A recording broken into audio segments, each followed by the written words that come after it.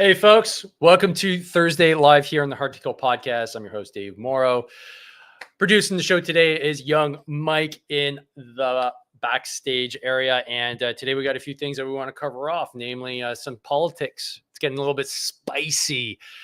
We've also got some news from veteran land here in Canada and what's going on with our Afghan monuments. Are they getting built? Are they not? What's up with that? So if it's your first time tuning in, welcome. This is the place where we talk about things that are related to veteran health and wellness and kind of shoot the shit and get into the comments. It is a live broadcast. So if you do have a question or a comment, please drop it when prompted or not. It really doesn't matter. We'll get to them in due time. And if this is your second, third, fourth, 15th time. I don't even think we've done 15 episodes, but welcome back and love to hear where you're tuning in from. So let's get right into it today. We're going to start with our moment of shill and share. And I have to give a shout out to Jeff from Jeff Alpa Custom, my main man, Jeff, two-time guest on the Hard to Kill podcast. If you're not aware, Jeff is likely the sexiest veteran in Canada. You can see him here on the screen. Like, look at this guy. Like he not only runs the company, but he's also like their number one model. I definitely couldn't pull it off, but he's got the most dangerous dress shirts, and he sent me some pretty slick socks here.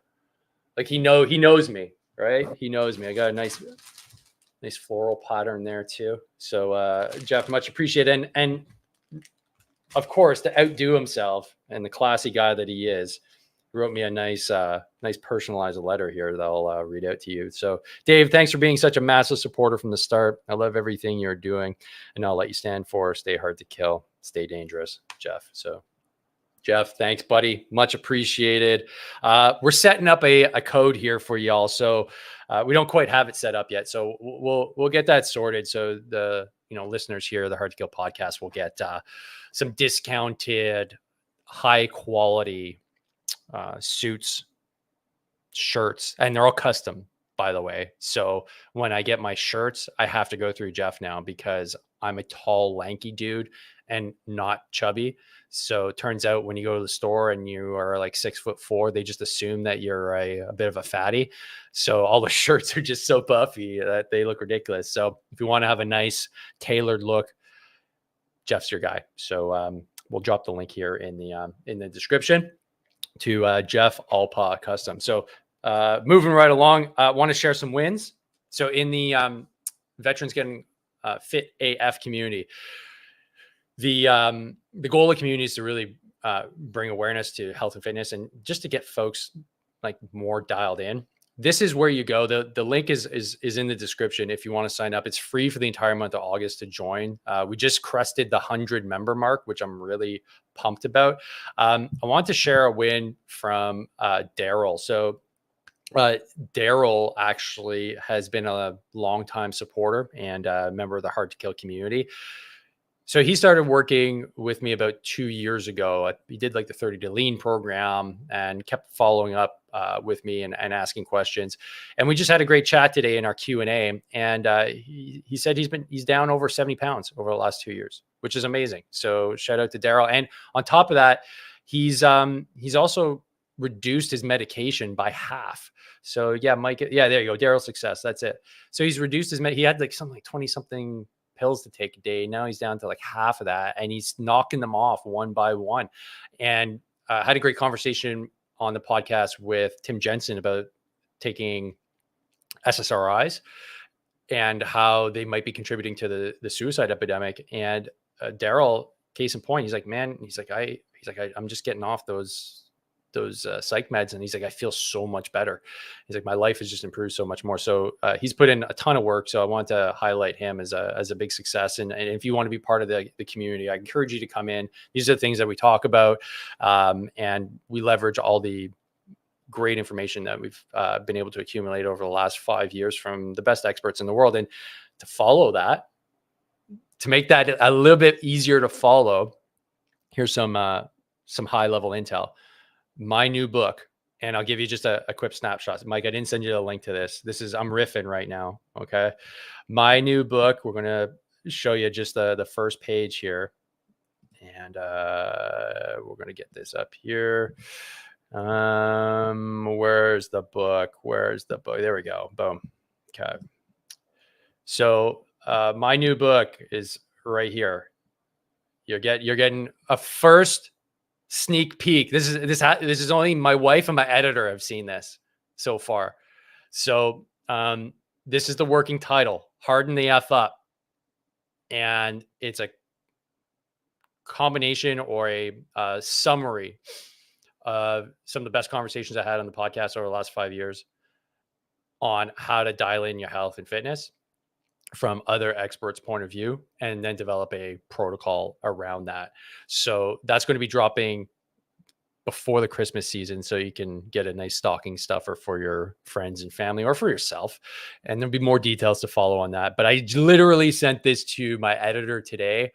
I posted about it on Insta. It brought up a lot of anxiety because it's like the final edit. It's like you can't do anything more after this. It's like locked, it's sealed. It's like, no, you don't touch this thing anymore. Even if I wake up tonight in a sweat and think, oh my God, I forgot to put in, too bad, so sad. It's not happening. So that's off and in the hands of Double Dagger Publishing, great Canadian company run by Veteran 2, by the way. So so that's the book coming out to your local bookstores shortly. So carrying on, let's close that there. Let's get into the meat of what we want to talk about today. And there's some stuff going on X, on what was formerly known as Twitter. Actually, Mike, sorry about that. That's not true. We're going to be talking about what's going on in terms of the logo. You guys remember the logo? You guys remember the new Army logo that came out? I think it was in March or in the spring sometime. And everybody was like, what the shit is that? It looks like a moose banging a bear. There's just tons of memes that came out. Well, it turns out, thanks to Dave Pugliesi's reporting just from an ATIP, this wasn't just like a small like test that this went all the way up to the top, and they have the documents to show that that's the case. And we all kind of knew that when they apologized and they said, no, this is just like internal within like the army. No. Like this had to be approved by way up higher. Why you guys lying? Like, why are you lying, bro? Clearly it was a cock up. Like that's just, I'm looking at the logo now. Like what is that thing? Like, I don't know, man. That's a weird looking thing. And to think that passed, I don't mind like that. The top part here, that looks pretty, like that's like, you know, they want to rebrand with a more tan like color. That's cool. The bottom part though, you lost me. Like that doesn't make any sense. That is somebody's wet dream that came to life. I think somebody got paid a shit. And here's the next thing. Who got paid? Was it really just internal? Like they didn't consult with anybody? There was nobody that was consulted on this. I'm sure. Well, I'm not going to follow up with this story. I'm sure somebody will. But I highlighted a part here. If we scroll down a little bit to where the Air Transat ad is, or just before, it's probably a different one on your screen there. But if we go down to just the rollout documents pointed out.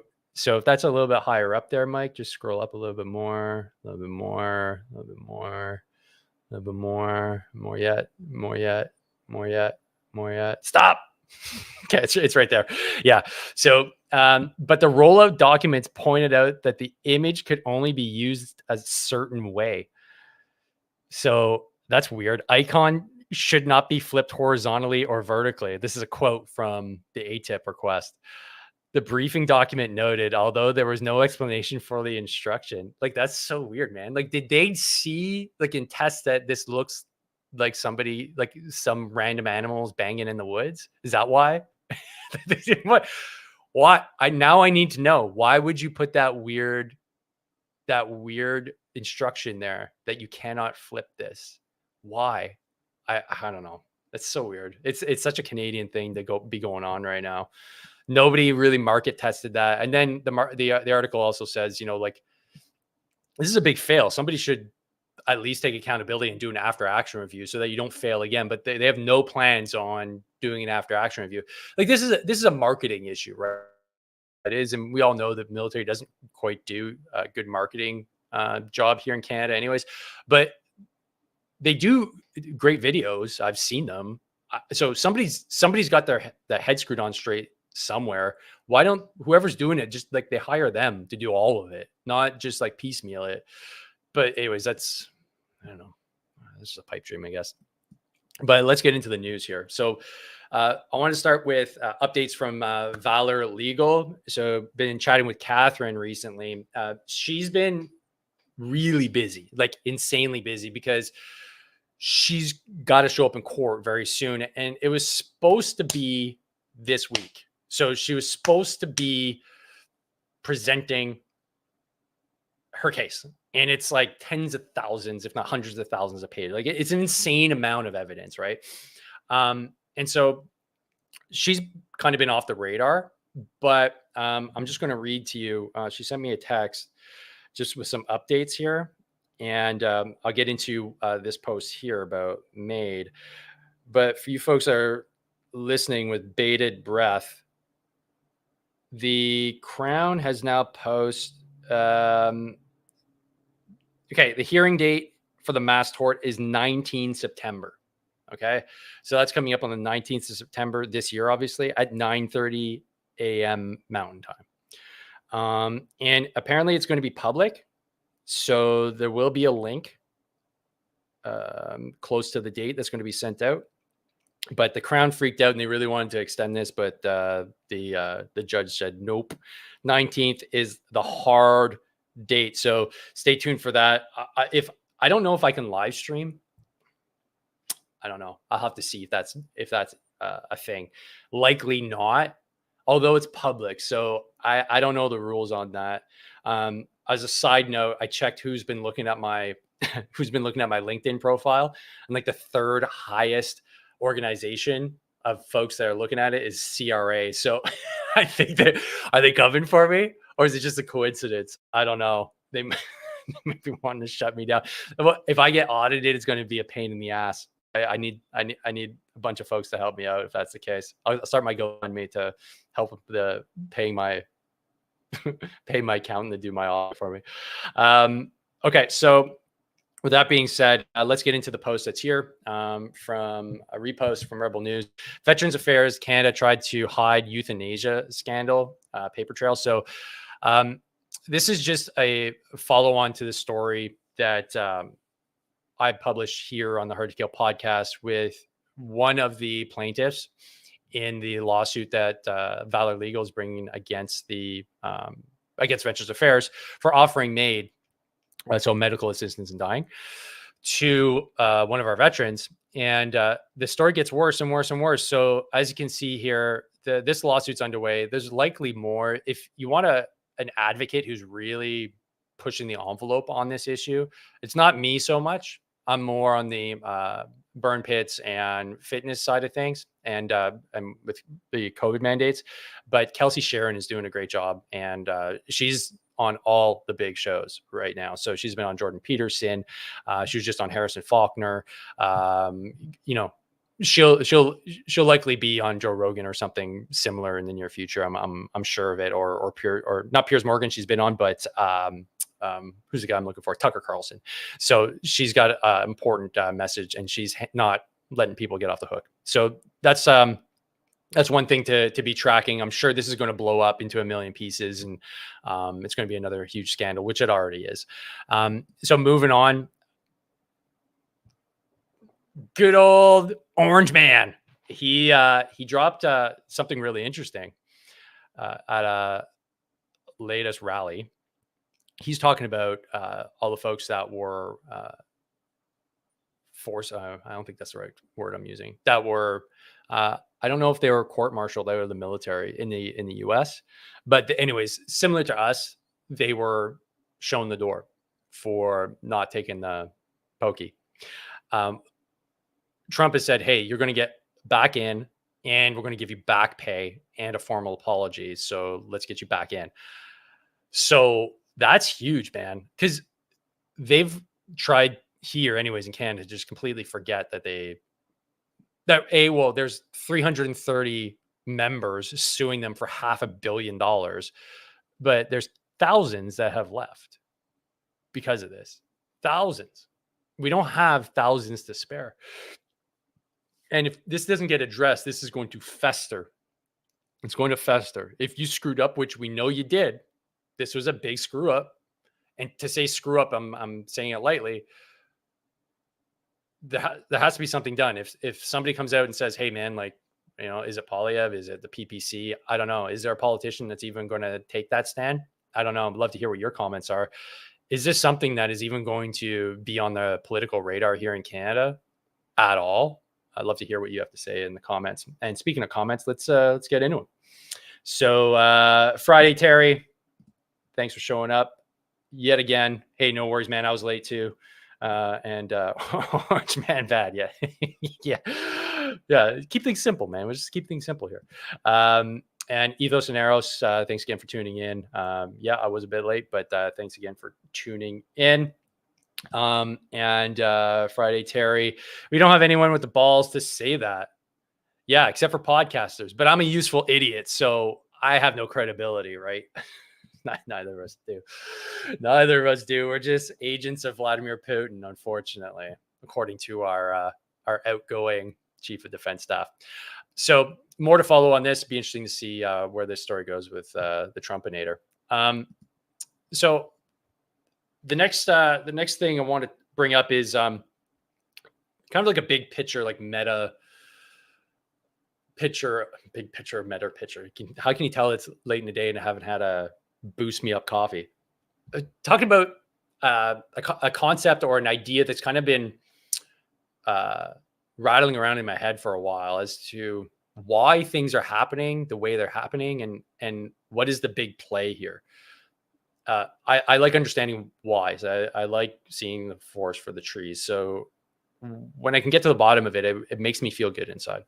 And I'm starting to put some pieces of the puzzle together as to why, for instance, the veteran community seems to have a target on them. Now, obviously, I'm biased because I'm in, and you are likely too. So if a story pops up, we'll be likely to read it and then dig into it a little bit more. Whereas the rest of the Canadian population isn't really going to pay attention to these things because for them, this is a minor issue, right? I mean, we have bigger issues, and I'll be the first to say it. Like, we have really big issues here. We have a housing crisis, or we have a financial crisis, or you have a corruption crisis. Like, we have some really big issues here. The cost of everything has gone through the roof. That's not cool. What are we going to do about it? But I think one of the focal points is the way we treat our veterans, because it is a issue that affects the soul of our country. And if you don't address it, it festers. It becomes ugly. We did some ugly stuff for our government. And so therefore there's like that quid pro quo unsigned agreement between veterans and the government. Like, hey, we'll do your dirty work, but make sure we get looked after on the back end. And when we don't get looked after on the back end, you can get a few of us a little bit prickly. And it's literally what motivated me to do what I do now. I'm pissed off, and I'm sure a lot of you are too. But the key is, why are we getting hammered? Why do we have a little bit of or our big target? Maybe it's a little target, maybe it's a big target. So let me see if I can unravel a little bit of this right now. And it starts with the Afghan memorial. So if you guys aren't aware, there's a memorial that was awarded to a company here in Quebec, I believe, Montreal-based design team, to construct the Afghan War Memorial. And yeah, that makes sense. This is the longest war in Canadian history. We went all in on this war. We committed, blood, sweat, tears, treasure to quote unquote win this war. We lost it, but there needs to be some sort of commemoration in the nation's capital for the sacrifice. Okay, so I think we're all on board with that. I don't think that's too big of a leap. The only issue is it's mired in scandal already. I think it's yeah, it's taking a bit too long to get off the ground, but that's neither here nor there. The contract was already settled and it went out to tender. There was a vote on it. It was, what Canada wanted essentially, but the federal government stepped in and said, nope, not doing that. It's going to another team from Alberta, even though it went through like the democratic channels that it was supposed to, because let's be honest, this is something that Canada should vote on, and I agree with that.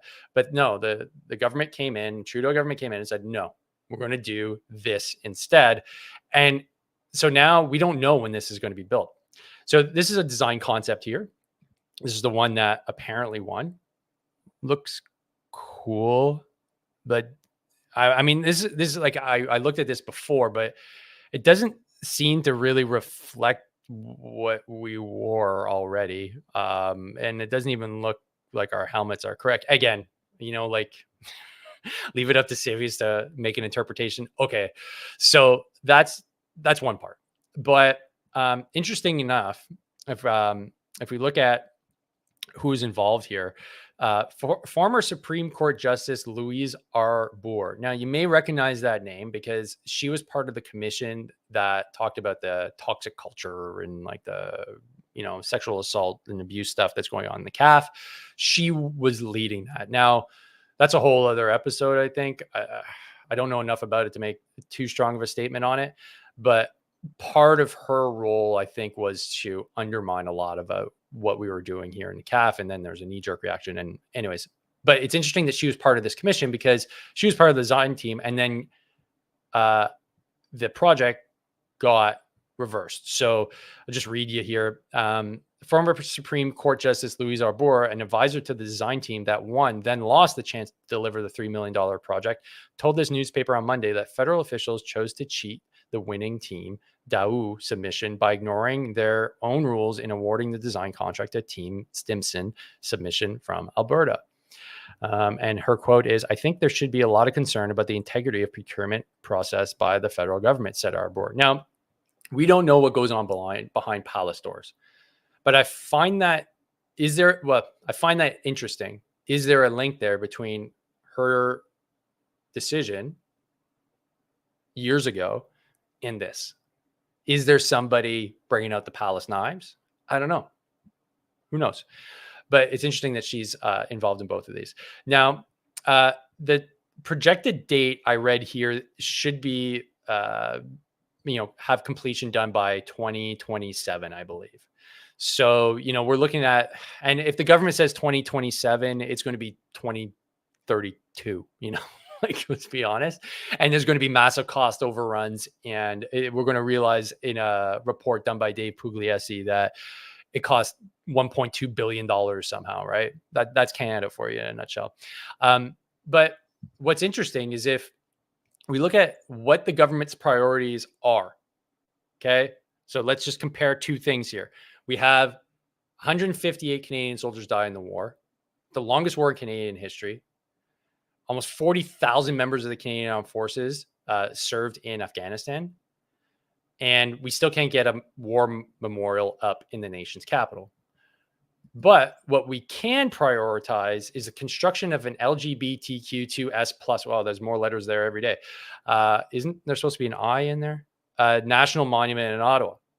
Okay. This has already been green lighted and they're already building it. Now, okay, maybe two different pots of money, but the optics on this is not great. Okay, this is to commemorate the LGBTQ purge. I don't really know what that is, but it's important for their community. So I don't want to discount that. And okay, I'm not saying that monument shouldn't be built. But if there's a national monument, and this is related to the Canadian Armed Forces, let's not forget, because from reading up on the purge, they're talking about the entire federal government. So Canadian Armed Forces included. How is it that you can't get a war memorial done before this, more civilian like social justice memorial done? I'm just curious as to why that would be prioritized over the war memorial. The war memorial seems to have a lot more weight than this.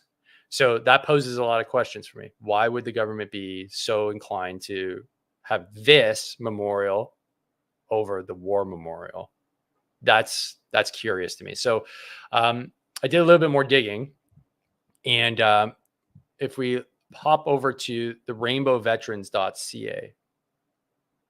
So the rainbowveterans.ca is an organization that I only learned about a month ago. So this is an advocacy organization, and they're advocating for their community. So good on them for getting organized, and they've got a lot of political sway.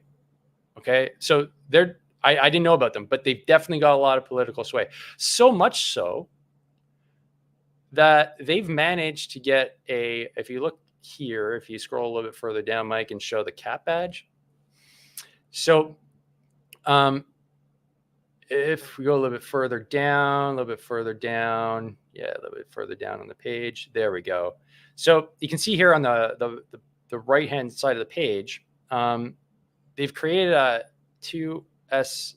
Okay, well, the order of the letters are different, man. How do you expect me to get your organization sorted, like phonetically, or just be able to say it properly? Keep on changing the order of the alphabet. Okay, so this group, the letters here, members of the Canadian Armed Forces, Royal Canadian Mounted Police, RCMP, and the Federal Public Service were systematically discriminated against, harassed, and often fired as a matter of policy and sanctioned practice. Okay, cool. So let's open that. Let's click that link there, Mike, and let's open that up a little bit on the Learn More. So the actual cap badge here, and unfortunately, they don't give a full description of why there's a cap badge. But this is something that is officially sanctioned now by the Legion, I believe, and Veterans Affairs, to be worn on their, if you're a veteran, you can wear your beret with your unit insignia. Okay, you can wear your beret, is what it is. But this is something that folks can wear now. Now, this is not a unit, right? This is not a unit. I think we all know that, right? There's no Rainbow Brigade. There's no Rainbow Division. There's no Rainbow Regiment. So this is really interesting because this goes really off onto a different field, because the military typically has very strict rules on this, and especially even in veteran land, we still follow the rules. Now, when you're a veteran, you can wear whatever the hell you want, but for this to be official, that seems to me a little bit interesting, weird to have that lobbied, because if that's the case, if the door's open there, okay, well, what other patches can we get officially sanctioned? So there had to be a lot of lobbying to get that done. And the question is why? Because it rubs me the wrong way. We're supposed to have standards. And this is not an attack on the LGBT community, but it's just why do we have these standards, and why do we have these officially sanctioned insignia if now they can just be arbitrarily changed with a little political lobbying? Do we get a different one because we're Afghan vets? Do we get a different one because we saw more combat than others? Do we get one because we, fought against the Croats? The reason why we don't do that is because part of who we are is we are a collective, and we do things for the sake of the Army. And then we have our units, and we identify with our units, and those are the official unit insignias. To have this seems a little bit odd, in my opinion, to do that, because it's changing essentially the uniform. But what I'm suspecting is that the reason why this is happening is to do exactly what's happening right now on this show. I'm talking about it, but I'm not angry. I'm just curious. But I think it angers a lot of people. And well, actually, I know it angers a lot of people, because this is not the Army we signed up for. But I think the most insidious thing is, this is from talking with other folks, the goal is to get us really angry. And this is where I make my point. I think, this is just conjecture, what we've seen since the trucker rally and even Afghanistan pullout, I was shown a document while I was still in D&D that Afghan veterans were deemed to be ideologically motivated violent extremists as part of a subgroup of all the others that are there, including like Hamas and all the other Middle Eastern ones, like you name it. And I was like, holy shitballs. What is going on? Why would I be considered a part of a group of violent extremists? And I think the reason is they need a scapegoat, guys. I think they need a scapegoat because politically, this government is in a really bad way. And if there isn't an incident, a violent incident, everything they've beat the drum on, where, clearly they think veterans are a threat. They've stomped all over us. When I say they, I mean, the folks that were at the trucker rally, I was there, but I didn't get stomped on by the RCMP. The blatant call out of veterans like myself being agents of Russia by the highest general in the land. I think all these things, and it now include these monument issues, are meant to incite us to anger. And I'm curious to know, does this make sense? Am I taking crazy pills here? I don't want to go the Alex Jones route. It's not my intent. But if I am onto something here, I'd love to hear in the comments. What do you think? Do you think this is all just a play to get us upset so that we have somebody actually lose it? Because personally, I have no intention of coming for their heads. And I think pretty much everybody's of the same opinion. We just want their jobs. That's it. I'm not coming for your head, and coming for your job. And if they totally misread our community, thinking that, oh, we're the big scary military that fought in Afghanistan, so therefore we've got combat experience. Yeah, we do have combat experience, but does that mean that we want to violently overthrow a government? I have no intention, and I don't think anybody I know has any intention of doing that. We're all family guys, most of us anyways, and gals. We just want you to do your job. We just are acting as a political block to your nonsense because they know we hold a very important opinion that Canadians actually respect. So if we get organized, and I'm talking about, I just mentioned Kelsey Sharon. She is a loud, very well-spoken veteran that is hammering the government at every turn. You've got a guy like Dallas Alexander. He's doing amazing work as a country music star, but he's also well-spoken and doesn't give a shit what other people think of him. We've got other podcasters that are finding their voice too. We've got a very strong community that's slowly starting to build that realizes we got a lot more power than we think. And I think that is ultimately what the main concern is that we're actually going to shift things over.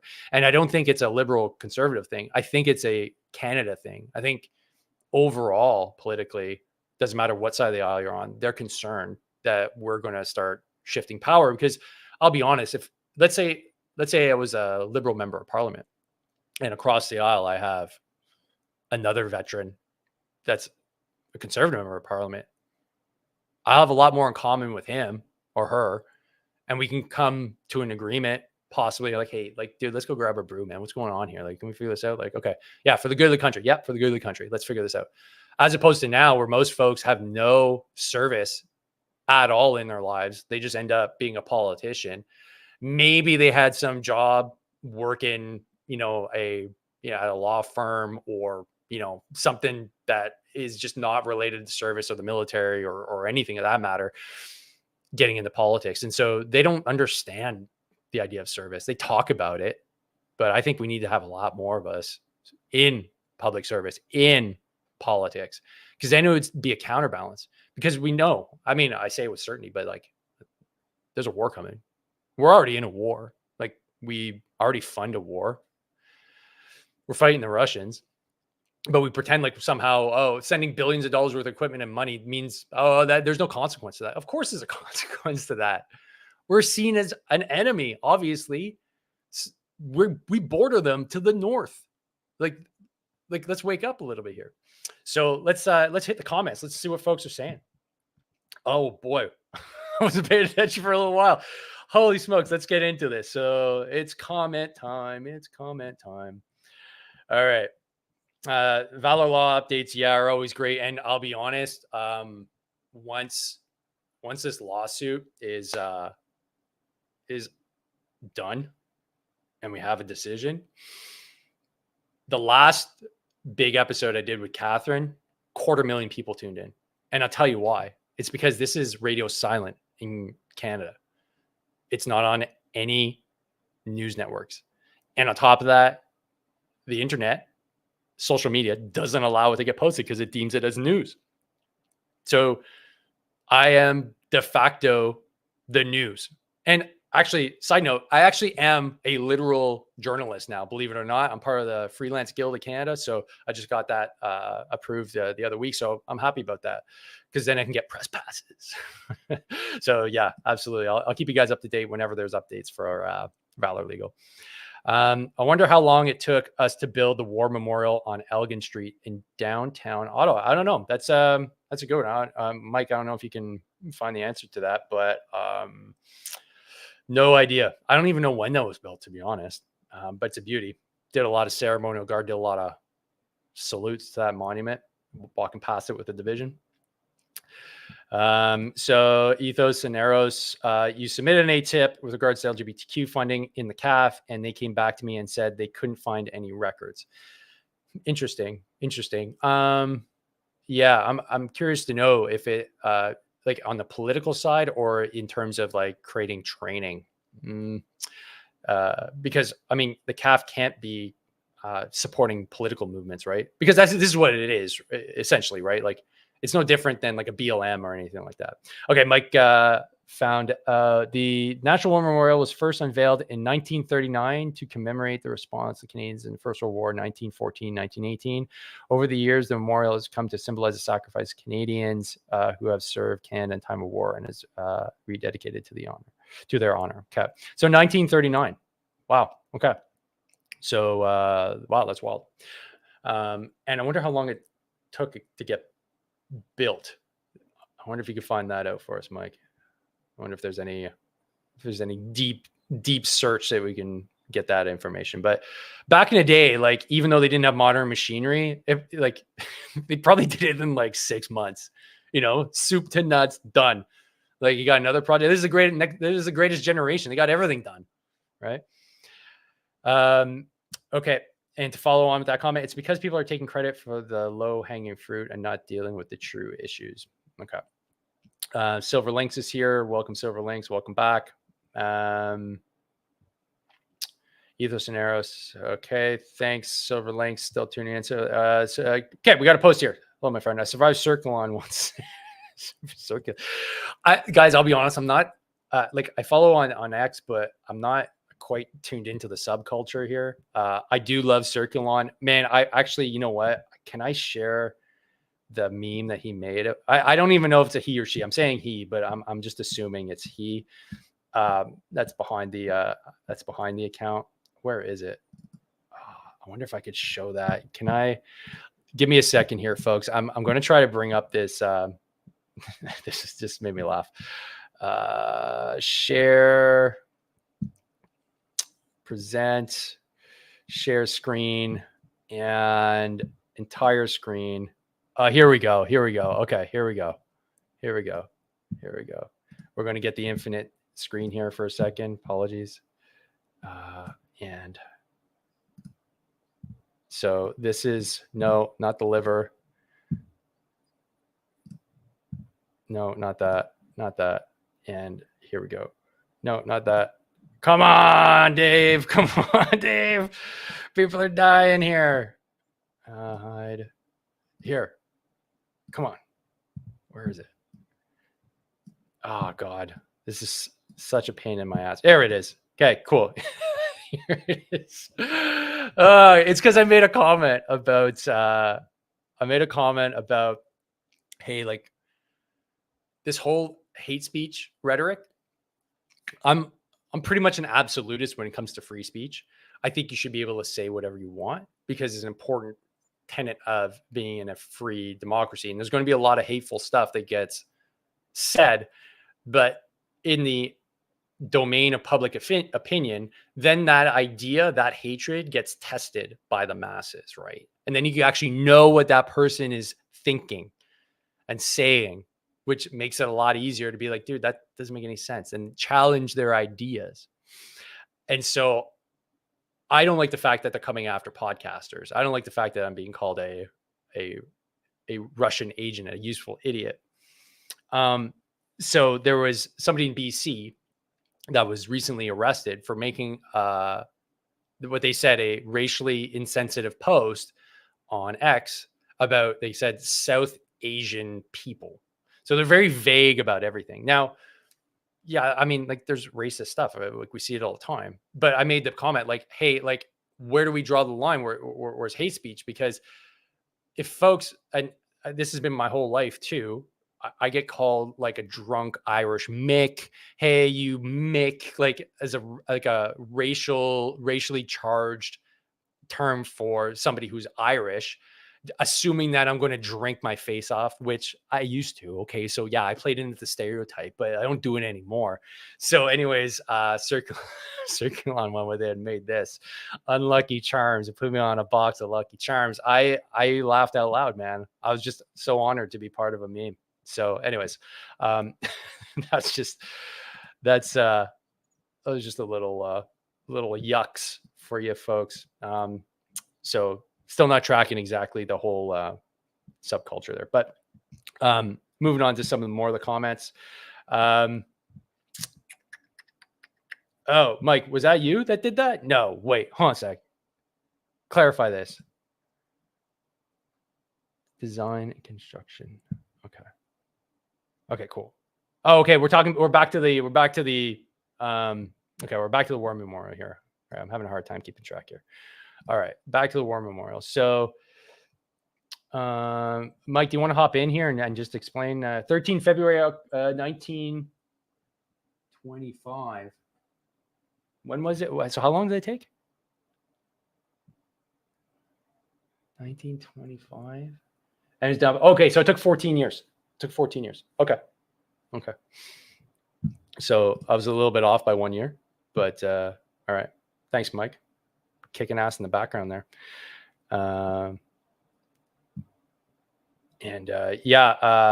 Over here to Ethos and Eros. Yes, Mike is not only my friend, my battle buddy, and my business partner, but he's also now helping with the production of shows, because he recognized there was a desperate need. he volunteered to hop in and make these a little bit easier on me. So young Mike and just like young Jamie here, we're borrowing heavily from Joe Rogan's experience. So folks, one last comment here. Hopefully the Afghanistan Memorial doesn't take 14 years. Yeah. Who knows, man? Who knows? I'm not a betting man, but I'm going to say that it's going to take at least another 5 more years. I'm going to throw that out there. And for sure, it's not happening with this current administration. I could pretty much guarantee you they're going to dangle that like, haha, you can't get this, you can't get this. And they're going to just throw a whole bunch of stuff at us to try and get us enraged and inflamed. Who knows? Maybe offer May to a few more veterans. Who knows? Maybe you'll get a call next. Be like, hey, we've got this great new plan. Have you ever thought about offing yourself? Be like, no, what? And then you write me, and then we get upset again. And then they laugh in the back corners of Parliament and be like, we got them again. We got them. But joke's on them, because we're a resilient community, and we're going to keep on building. We're going to keep on growing. And I got some details next week coming up regarding the Military Influencer Conference. So stay tuned for that. And some great podcasts coming down the pipe. They've been slow lately. They haven't been getting pumped out as fast as I would like, only because my literal speed has been dramatically reduced because I had a back flare up. So I'll be producing more now that I'm feeling better, and I can literally move a little bit faster to get from point A to point B. So stay tuned for some more awesome episodes. And if you haven't already, make sure to subscribe.